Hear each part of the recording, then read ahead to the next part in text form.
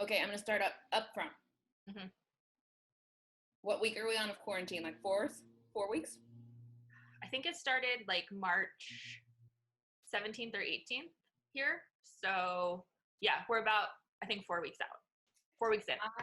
This might go off the rails. Like, I am so, like, I haven't seen you in so long. I'm like, there is so much I want to chat about. So either I'm going to save it all for afterwards, or I'm going to keep derailing you. One of the two is going to happen. Hopefully, I'll save it for afterwards. Derailment. You're the one that's editing this, so it's all the amount of work you want to do at the end of this. I don't think I'm going to keep that in mind.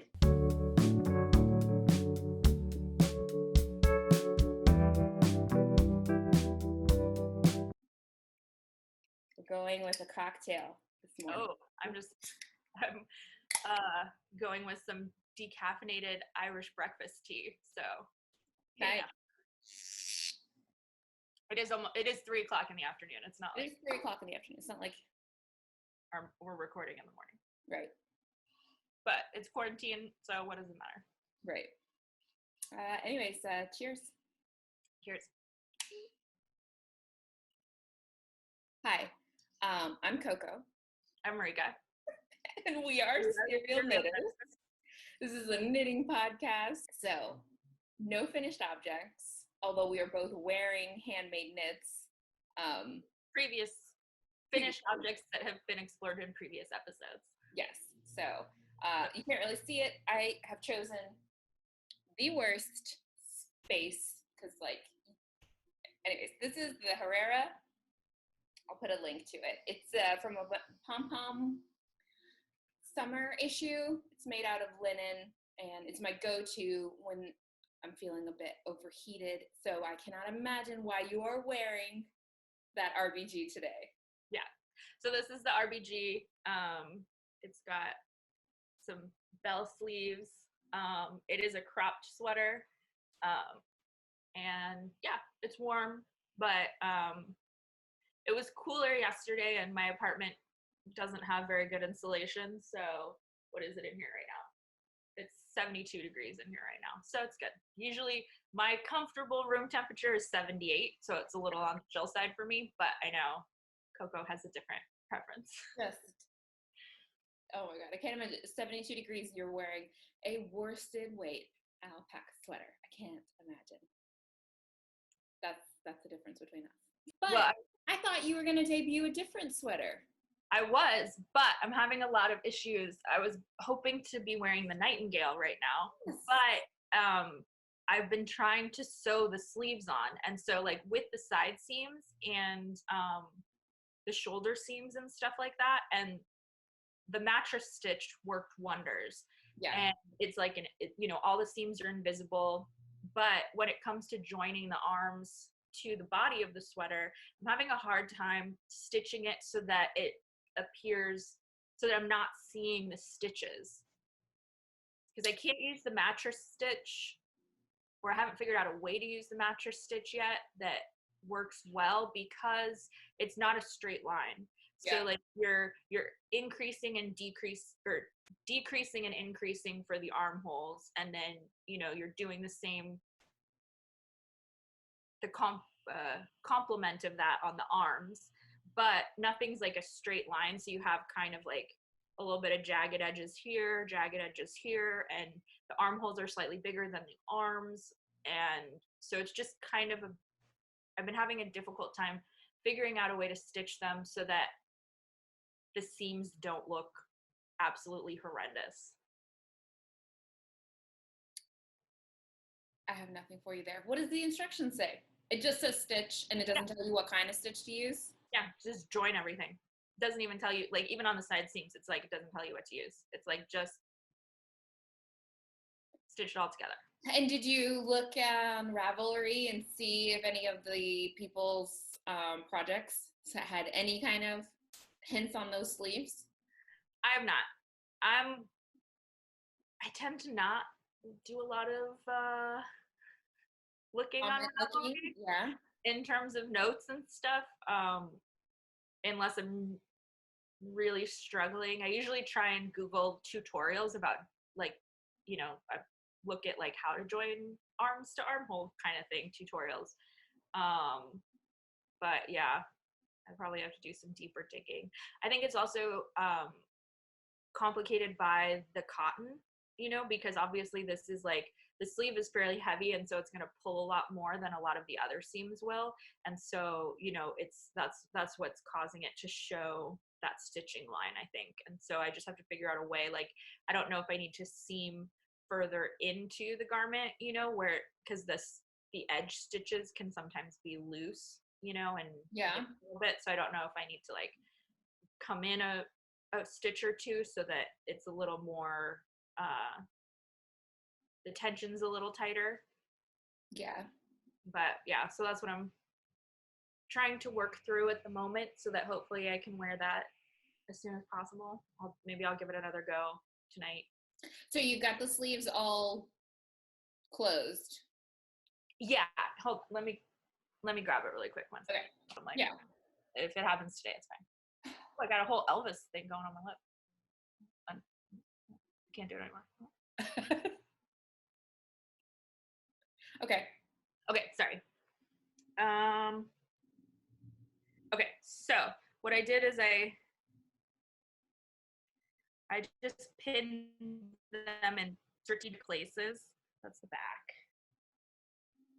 So I've been trying to sew them like from the inside, Yes. right side to right side. So this is like how they're pinned in. Okay. Yeah. Just kind of gathered center top, center bottom, and then in between to give me guides. And so then I I've been working with it turned inside out and trying to seam on the inside. And I don't know if I need to try and seam from the outside so that I can actually see how the seam is looking as I'm doing it. So there's a few kinks to work out. It's always the shoulders are always giving you hiccups. Yeah. So I realize I do have a finished object. It's my Cedar pullover. Oh, yeah, that's right. But we're gonna discuss. Yeah. Do you think I should put it on, or I could just talk about it? It's up to you. Okay, one second. Okay.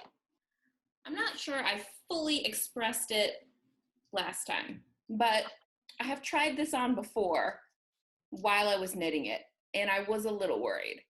I felt like it was a little tight and that I would have to block it really heavily to get it open. And that's also when I realized that I need to stop being vain and just go up a size, because this quarantine weight is real and it's just, everything's not fitting anymore. I put on jeans the other day for the first time when I went to try this on, and like my calves were tight.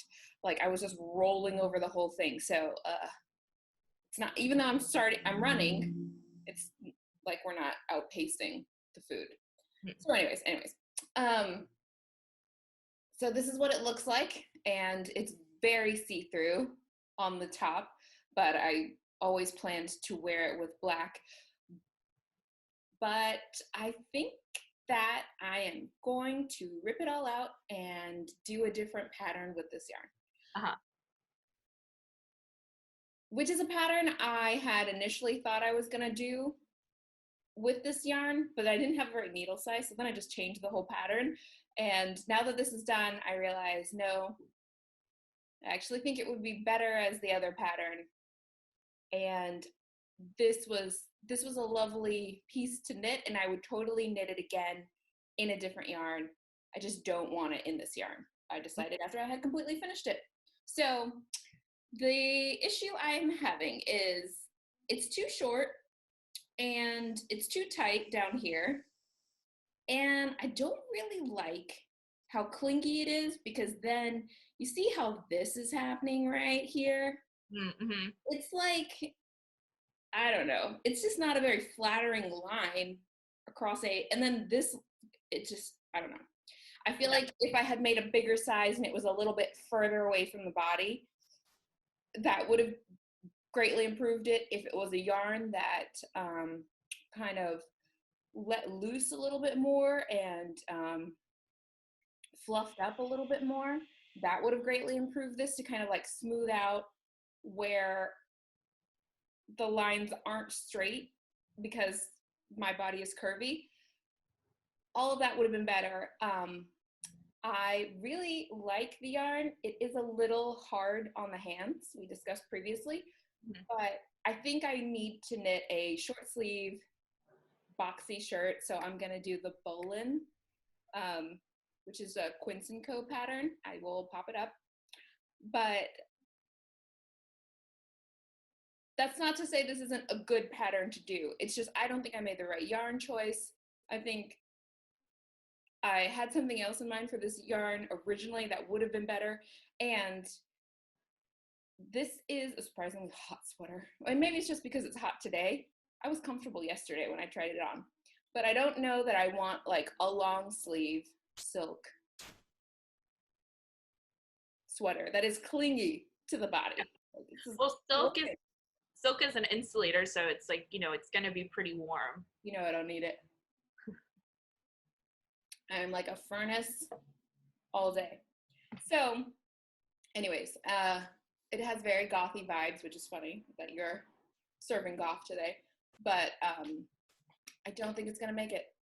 I'm just not in love with it. And I feel like I like this yarn so much, I think I can make something that is more wearable. Mm-hmm. And honestly, if I do that other sweater, I'm gonna have enough for two pieces because it's short sleeve, I think. But I'm gonna make a bigger size. I am not gonna make a small, tight shirt like this one. Anyways, so this is my unsuccessful cedar that will be frogged. Ta-da! Okay, I'm changing. Okay. This is not going to sound like a very successful podcast today for me. I have multiple issues. Well, just two. Okay. I'm trying to get it's bothering me that our heads are not at the same level. Okay, there we go. Sit up straight. I'll slouch a little. Now we're great. Okay. So what's next? Are you working on anything new? Yes. So as I mentioned last time, while I'm waiting on my mom's measurements to finish blocking and assembling the Christabel, I decided to cast on the Bell Cardi because I was like, I need something fun. Right. And then knitted real hard on it, like potentially injured myself mildly. Right. Let's discuss injuries this week. I was flared up from elbow to fingertip, just on fire. Yeah. My right thumb is still very tender, and it doesn't help either that I'm taking a couple online classes, and so that require note-taking, and so writing, like using a mouse and knitting throughout the day and then writing for 3 to 4 hours at night, like I'm right-handed, and this little thumb is dying. Like if I pinch this little section here, it's just insane pain. Right. It's like down my you whole try arm. to pick up a coffee mug and you're like, oh no. Yeah. This motion is horrible. My poor little thumb feels like this knuckle is just gonna pop off. So yeah, that's happening. Maybe and then do less. More recently, I think because the Bell Cardi requires a lot of purling, and I think it's the Norwegian purl, so you don't you always keep the yarn basically in the back and kind of pick it up and bring it around with your right hand. So this hand has been feeling it more, especially I can feel it like in here. Yeah. At the end of the day. But hasn't stopped me or slowed me down. You've not been deterred. No. So where I'm at now with what will stop me is I'm going to run out of yarn. So this is the second sleeve where I'm at right now. And it's 3 rows. The sleeves before you join to the body, I'm doing 3 rows of bells. So I'm working on the first row of the third set right now. And then I'll be able to join this. And then where I'm at with body is here. And it's bottom up, right? Yeah, it's bottom up. And so here's where I join the first sleeve. But short bottom. Here. Oh, do I have to get up? Well, what I did was I measured it. I'm sure it'll block out a little bit. Okay. I hope it will. And I'm just remembering from the photo, I thought it was hitting her like mid hip, but I'm just that's what it looked like. So that's what I measured from my underarm to, like, I wanted to hit kind of almost at the bottom of my hip. Yeah. And so I measured that, and that's so I need this to be about 18 inches from the underarm to hit that. And in the pattern, you're only supposed to do 3 rows of bells on the body, but I was only at 12 inches when that happened. So I added a 4th row. So I'm not quite at 18 yet, but I'm hoping it'll give me a little length when I block it out. And then with the arms, I wanted them to be kind of like here. So that's why I did them shorter. So if I put it on, it's not going to work super well with over the existing bell sleeve, but you know, they'll probably hit about there. Okay. So I'm thinking stab my sweater with a knife. And the issue is I've got this much left for the body and this much left to finish the other sleeve, and then I'm out for now. Mm-hmm. So I'm guessing I'll probably need at least 2 to 3 more to finish the top. So I need to order that. So I'll be at a stopping point when I'm out of these, which will probably be in the next day or so. But the other issue is I got all of these originally at 60% off, and now like I don't want to pay full price, because like full price for 3 of these is gonna be almost what I paid for 8 of them. Right. So it's like just doubled the cost of my sweater. So I might have to put a pin in that and see if I can hang out for another sale. It's true, because it's not like you can wear it. Well, I mean, you can sit 72-degree weather wearing a worsted weight sweater, so maybe you can, but I would think that like you don't need it ready until September, October, November, really, because October's still hot here in LA. Yeah, everything's really shifted here in the last few years, where it's like September, October, November are like crazy hot months. Yeah. But yeah, I don't know. I've been trying to kind of revamp my wardrobe a bit, both to make it, as I've said before, like all natural fibers. Right. Just because my body doesn't react well to synthetics in terms of smell.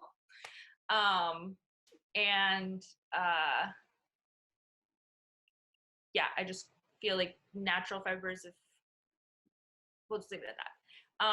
So I've also been, trying to be conscious about like purchasing things that will work with a lot of the knits I've already made and a lot of the knits I would like to make, to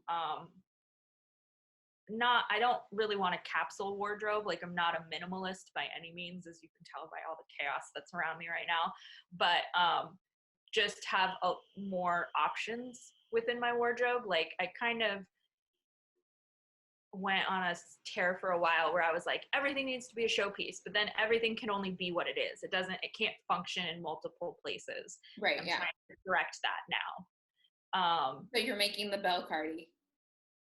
But the bell cardi is like, yes, but it's an overpiece. So it's like, it can go, I bought this black dress. It just buttons up the front. And so I'm like, okay, it can go over that. It can go over the motorcycle pants and like a white t-shirt, you know? And so it's like, it can You mean like your base layer is going to be more neutral so that you can have more statement. Okay. Yeah. And then also having, like, I've made a lot of cropped pieces, but I don't necessarily have a lot of like pants or skirts that go well with all of the crop pieces. So I got a pair of trousers that will hopefully go well with a lot of cropped things in a neutral color, so it'll go with multiple things. The online shopping is a problem right now. Let me just say, the online window shopping for me is a problem. I have not purchased anything, but the amount of hours I'm like, let's see what this place has. Let's see what this place has. Just to, I don't know, occupy my brain and try to let my tendons stop flaring up. It's not been good. You know, I usually spend way too much time like considering and thinking and like, should I do that? Should I not do that? And I think it's not made any better by sitting in the house day after day. Yeah. Well, what I think it's helped me with is really be very realistic about the things I own right now. And so, like, because I don't have to get dressed and go to work every day, it's become, what do I want to wear? Not like I have to wear something that is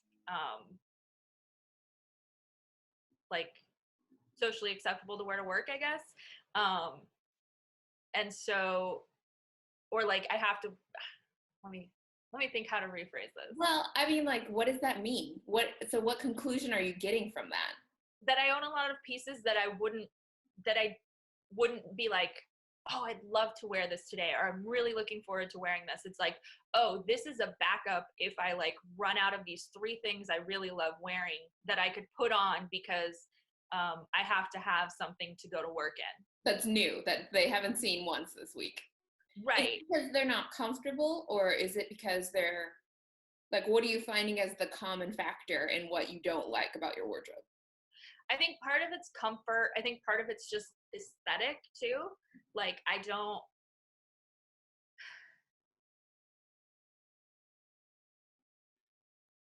I feel like I go through phases of like buying things because I really love them aesthetically, but then they don't necessarily function very well. And then I buy pieces that are purely functional, but I don't like the aesthetics. And so now I'm trying to figure out a way to merge the two so that it can be comfortable, but not feel like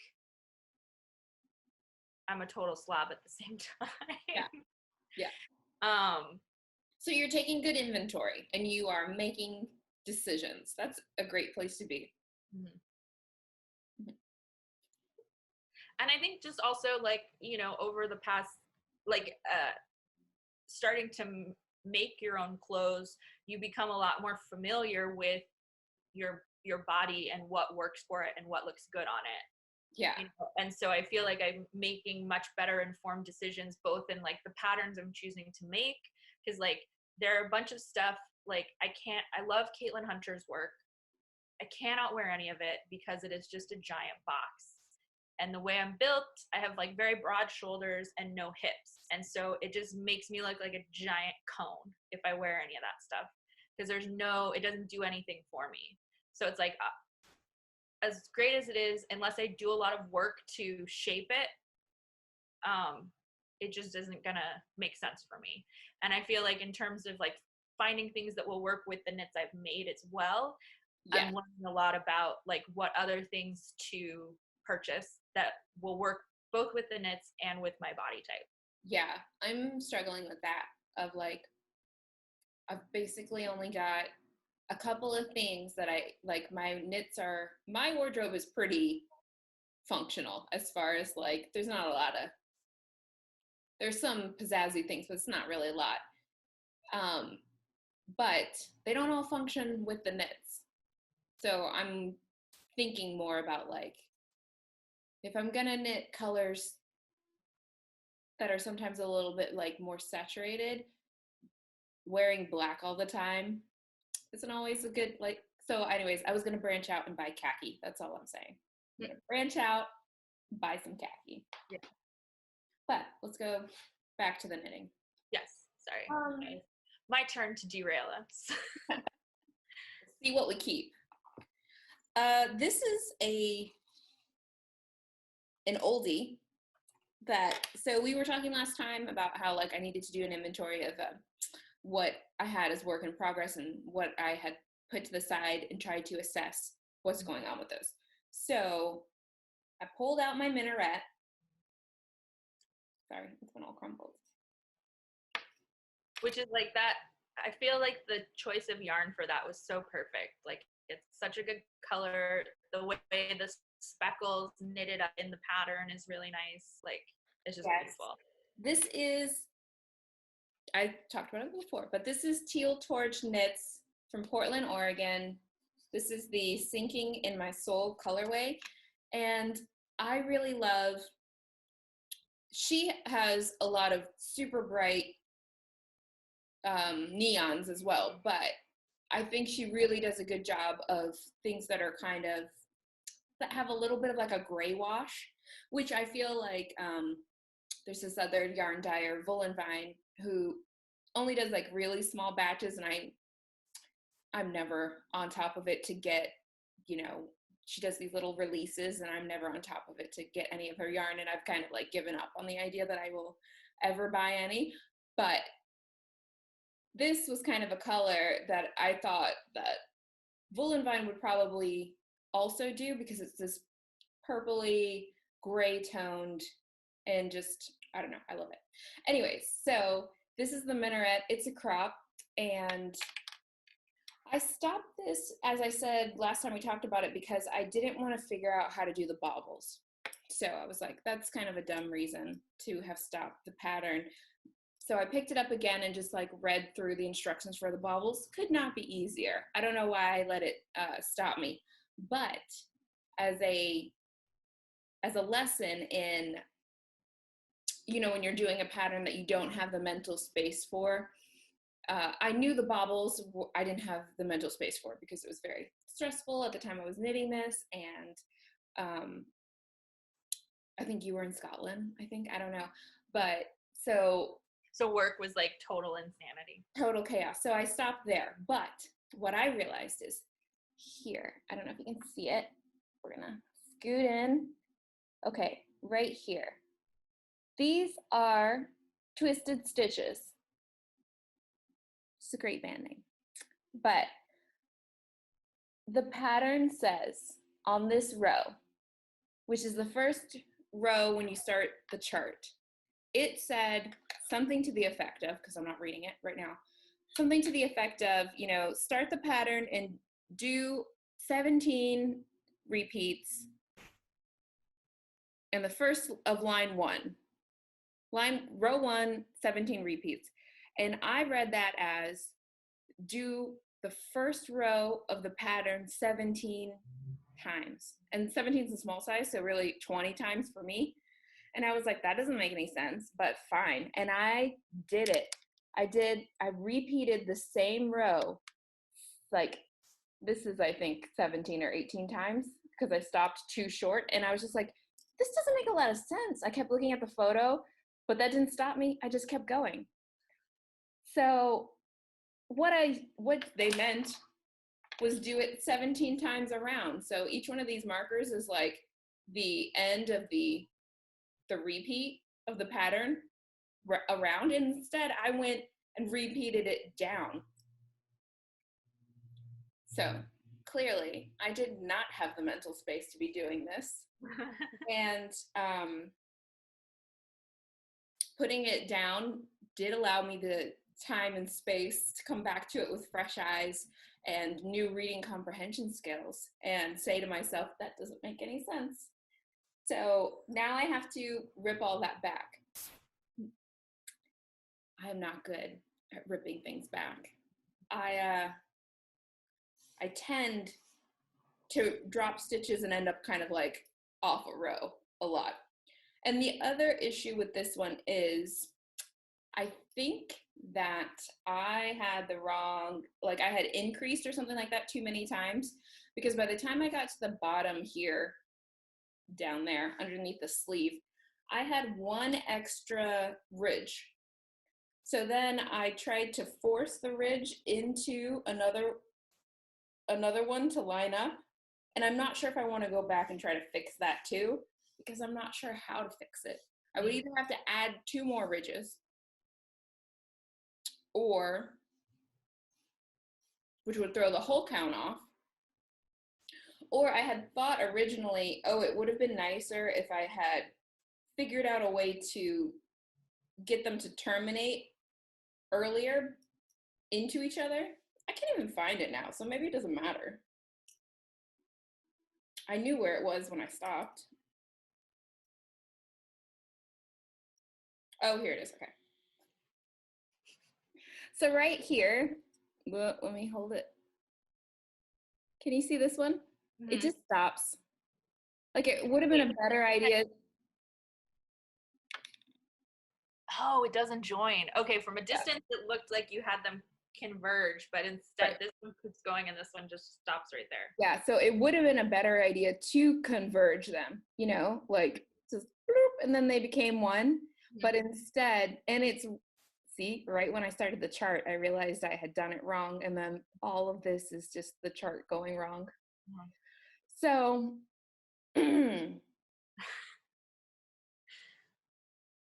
multiple issues there, and it's not a difficult pattern. Like for, I think I said before when we talked about it, like for all of how, just because it has these ridges in the raglan, it looks kind of like, you know, like it's got a little something to it, but it's, none of this was difficult. It only gets difficult when you cannot read and you cannot comprehend. So there are multiple things that I can figure out on this one, and I can go back and try to adjust. But I also realized that this was good, because if I had started the chart and only did 1 row when it said to do row 1, I wouldn't have realized that I need to add length now. Because if you think about, this is only, I think the chart is only, I don't know, 15 rows, 16 rows, something like that. So if I'm already on 20, I think you repeat it twice, or you do it, maybe it's 36 rows. Anyways, if I've already done 20 here, and then there was only another 20, and then it was gonna be the bind off, this is super short. Let me stand up a little. So like, right, this is my belly button. This is like where my hip is. It would stop like almost at my belly button, which I noticed that in the photos, their crop is that short. But I think for me, it's probably safer if I attempt to do it longer, because if we've learned anything over this year-long knitting experience with each other, I always stop well short of what I should be doing. And then I live with compromised pieces. So that's everything wrong with the Minaret. And it's everything I have to figure out and how to solve. 1, I have to figure out what I'm going to do about making that 1 extra ridge join or do something weird. I have to rip back for all those twisted stitches. I have to read the pattern properly, and I have to add inches before I start that pattern. I mean, the chart. Just a few things. A couple of things going wrong. Yeah. I've been so focused and pretty monogamous with the Belle Cardi. I don't have a lot other to share, but in the quarantine, I've been trying to go through and, you know, familiarize myself with my stash, and also like make sure I have everything in a single place, so that, you know, if I do go looking for something, I only have to look in one spot for it.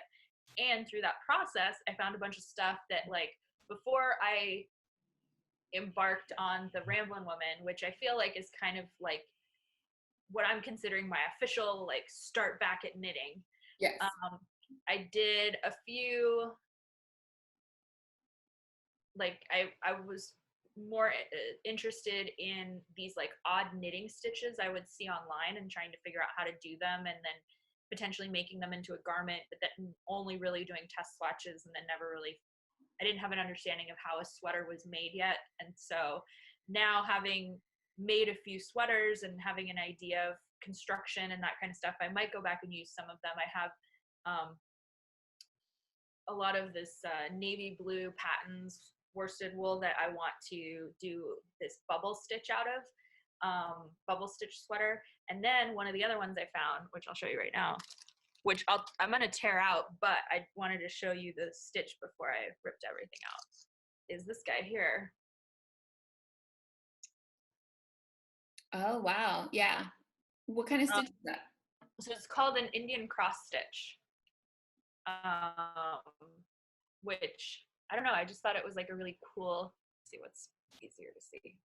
Just a really interesting, show you all the angles, stitch.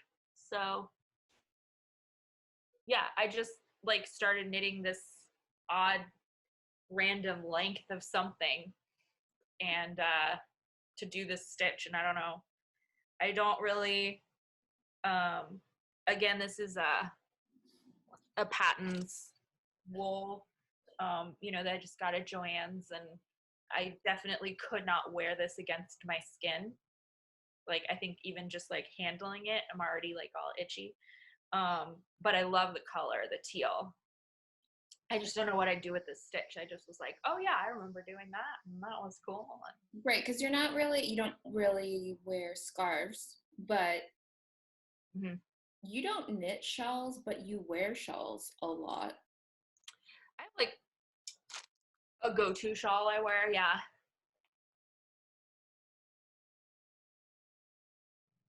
I don't know. Yeah.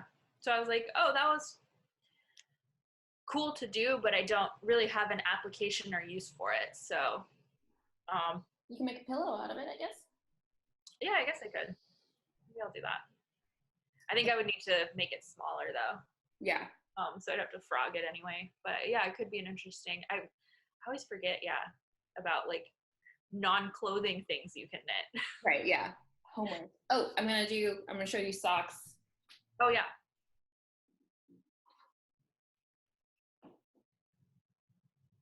Okay, so we don't really have to talk about them. We've talked about them, but there's a pair now.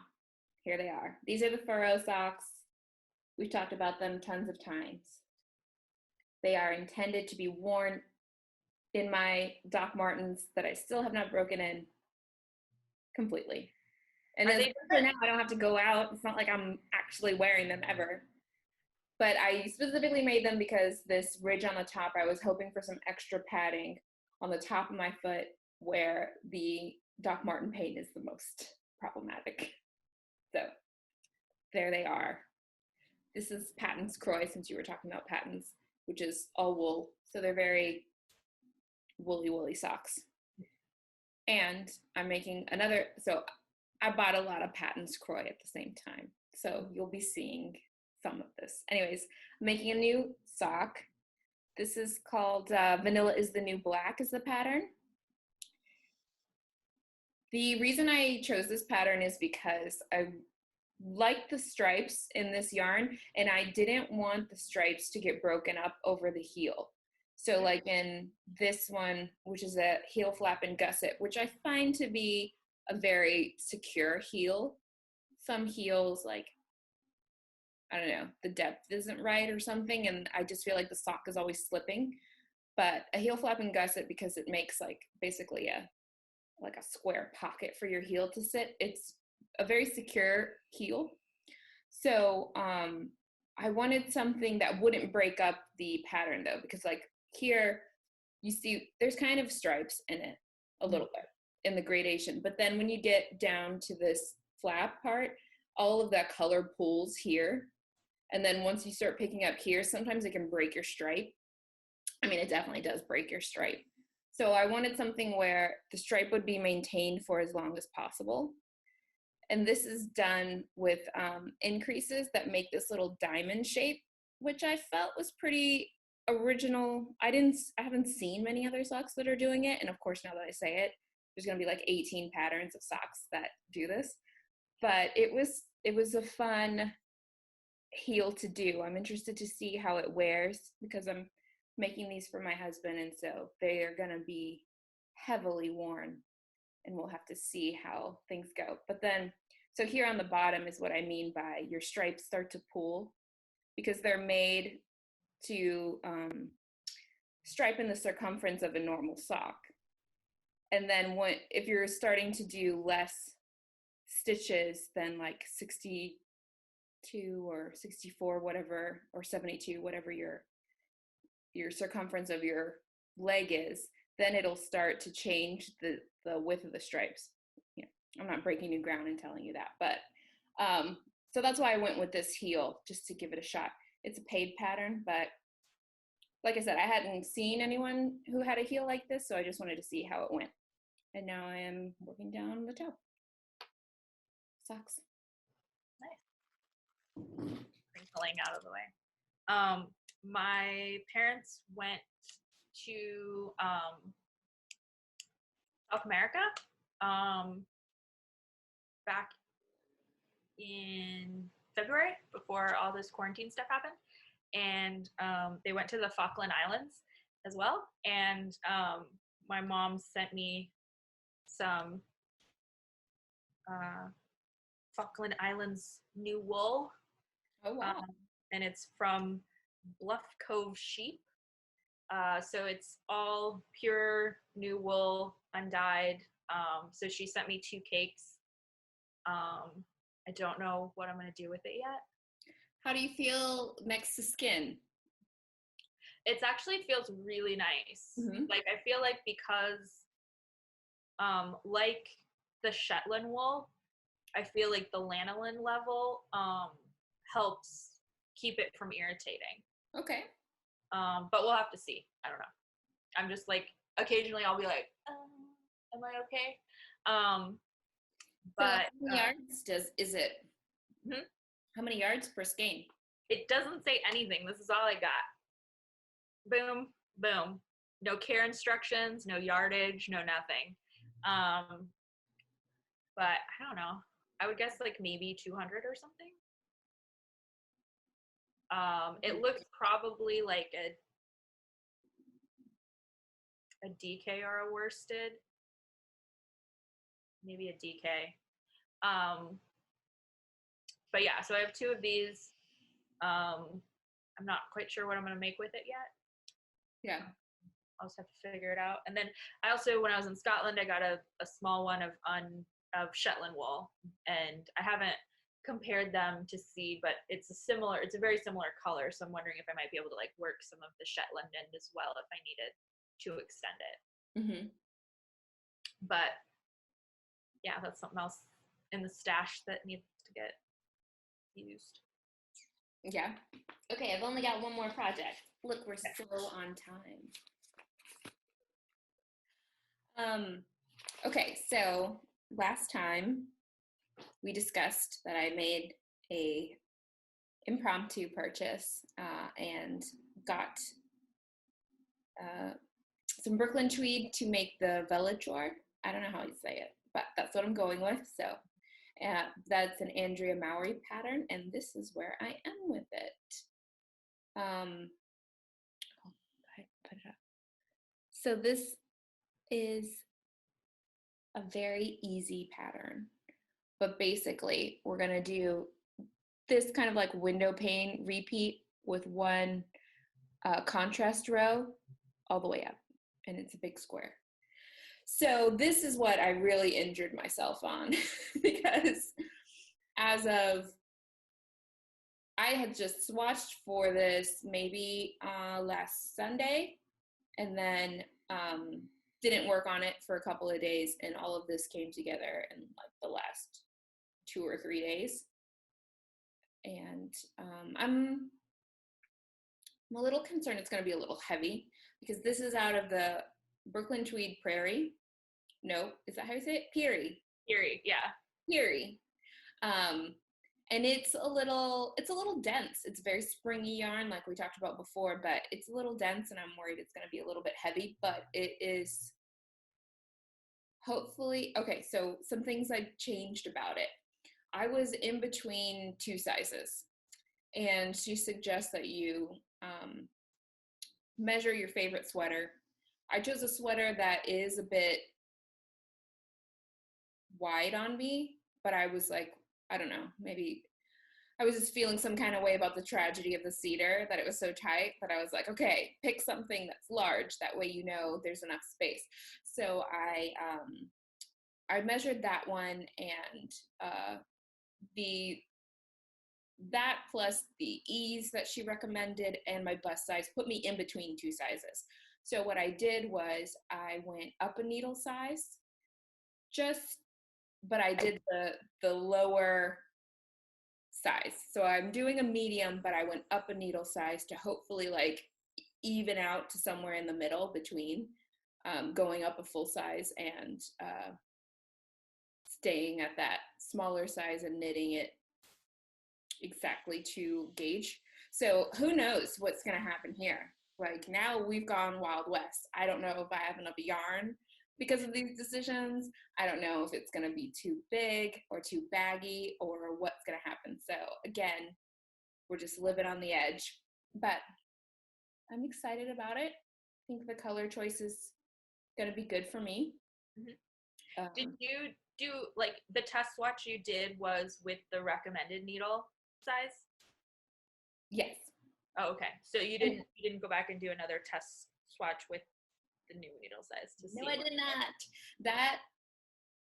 That test swatch was almost bang on gauge. It was, I think, maybe one stitch off on the row. So I was like, okay, that would make exactly that size. But I didn't really want to knit it on threes. She recommends a 2 for the ribbing and then a 3 for the body. And I'm doing a 3 for the ribbing and a 4 for the body. I don't know, I just didn't want to do it. So I'm doing this on a 4. So I'm excited about it though. I'm nervous I'm going to run out of yarn. Feels very likely. But I like the color choice that I've made here, as far as like this little kind of an off tan as being the contrast. I just feel like I'm living for that pop every 5 rows. I'm like, I'm going to get to add that color in again. So I'm excited to see how this one goes.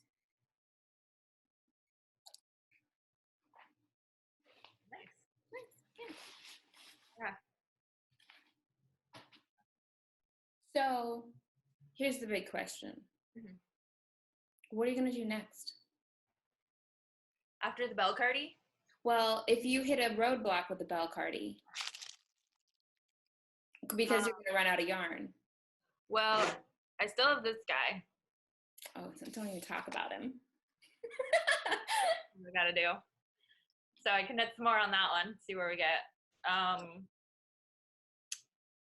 And then I gotta visit my, I was gonna try and do those socks maybe next, but I don't think I have the right needle size, so I'd have to order needles for those. Right.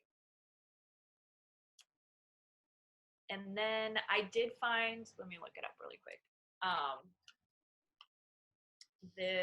Well, it's getting warmer. Are you thinking anything, like I'm already starting to think summer knits, which I feel like I get really excited about summer knits because I feel like it's the temperature I can handle. So, yeah, I don't know, summer knits, and I'm like, like if I finish this t-shirt, that'll be a summer knit. I have the Lydia that I finished in the fall. Yeah. That's a summer knit. So I don't know. I feel like I'm not really a summer knit kind of person. But I did find this hat pattern I really love, even though it's like a full-on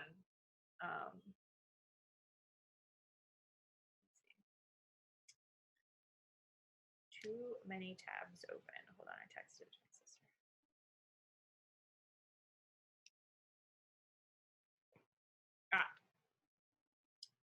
So thinking about stash busting, I've been I was looking at a couple patterns. One is like for a ear warmer band kind of thing. Yeah. And it's by a woman named on Instagram. I think it's Real Ruth, RILLERUTH. And she has a couple different patterns. She's got a leopard one, a snakeskin one, a tiger one, and a tartan one. And it's all basically the same pattern, but you have different color work within them. And so I was thinking about doing a couple of those, probably the leopard and the tartan. And now I think it was with DK weight, so that would use up a lot of the DK. I'm still trying to figure out what to do with all the stuff that's left over from the Ramblin' Woman. And another one I found was this woman named Laura Dahlgard, and she has this pattern called the Hat of Opportunities, and it's like a brioche knit rim, and you kind of fold it up on itself, so you get this like really thick rim and then like a little dome. And she's got some that are like embroidered with bugs and some with pom-poms, and so it seemed like you could do a lot of fun things with that. So that might be some of the stash busting things I do. In terms of sweaters, oh, I do still need to do the I should probably just do the as if tee next. Right. And then because you have everything for that one. So right? excited about it. I feel like you always tease me with it. Like anytime you run out of stuff, you're like, oh, I can make that as if tee. And then I'm like, okay, I'm going to get to see it. And then you don't make it. And I'm like, okay. Yeah, I should probably do that one next, since it's just sitting. I have everything I need for it. It's just sitting back there. Yeah. I don't like swatching though. Okay. Well, I think that's it, right? We talked it all through. I feel like because I haven't seen you in a while, I feel like, this was very short, but if I look at the time, it's like over an hour at this point. So yeah, I think we're like bang on an hour. Yeah. Plenty of knitting in the week to come, but we're going to attempt to keep injuries to a minimum, outputs to a maximum, enjoyment and reading comprehension to the best that we can do. All right. Well, cheers. Cheers. I almost threw that over my shoulder. Suddenly it becomes salt. All right, everybody. Happy knitting. Happy knitting. Stay safe and healthy. We are recording. Cool.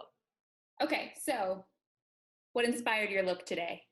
So, I don't know. It was a bunch of weird decisions. So, one, I was like, got all this time on my hands. I'm going to figure out like some vintage hairstyle things. And so I watched this tutorial on how to do like 40s waves with a wet set. So I washed my hair last night, put the curlers in, and then took them out this morning and didn't quite do what it was supposed to do. As soon as I brushed it out, everything just died. Especially, and these pieces up here, because I was going to do it like, kind of Vivian Lee style. Okay. The pieces up here weren't, I guess I didn't curl them the right way or something happened. So this side was all flat and then this side did what it was supposed to do. And so I was like, I'll just put this up. But I mean, at least it's somewhat curled. I don't know. It's very curled compared to how it, straight it usually is. Yeah. Yeah. So we'll see. That's all right. And then I was like, oh, I was watching Drag Race this morning, and the theme of the runway was Black Wedding, and I feel like it took over my subconscious. And so I was like, I'm gonna wear my RBG sweater, and then I was like, I'm gonna do some lipstick, but I think I chose the wrong color, but I can't. This lipstick is 24-hour matte extended wear. Yeah, and so it's like impossible to take off. Like you have to, it takes me like 20 minutes to take this lipstick off. And so I was like, it's on, it's staying on for the rest of the day now. So that's how we got Beach Wave Goth right now. And that's just what it's gonna be. I went with Wet Dog. That's what I'm serving today.